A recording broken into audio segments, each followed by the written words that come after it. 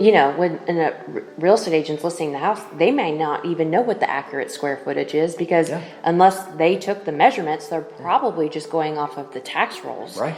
And how accurate are the tax rolls? Because you go out and you measure your own square footage, right? You don't go off. No, we go out and measure the vast majority of appraisals that we do. We're going to go out and measure. So there's a huge difference. So it's very important that we actually go out, get that measurement, and then we start making our adjustments. I often look at it this way, and that is, when we go buy a car, we don't look at one particular feature. We're going to look at a number of things. So in other words, when we go look at a vehicle and say, okay, yeah, we know that this other car is sold, and it has such and such features, but then we look at one we're looking at buying, and we're going to make those adjustments, you know, cloth versus leather, or four-wheel drive versus not four-wheel drive, or just the overall condition or mileage. So we look at those features. We don't sit there and go, hey, I'm going to buy this car on price per pound.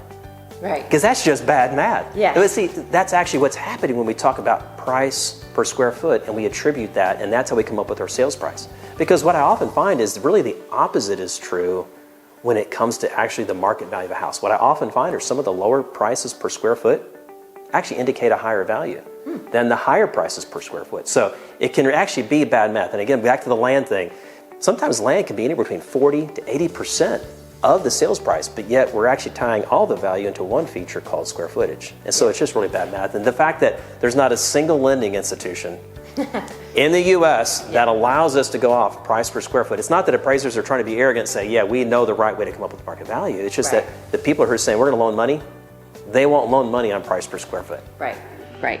Which I love the car analogy, because when you put it in that perspective, it makes total sense. You're not going to buy a car based on, you know, cost per pound, because if that car has sunroof and leather and all that good stuff and this one doesn't, then it's not worth the same. So I love that. You're going to make adjustments. Just like an appraisal, we're going to make adjustments. Yeah, I love that.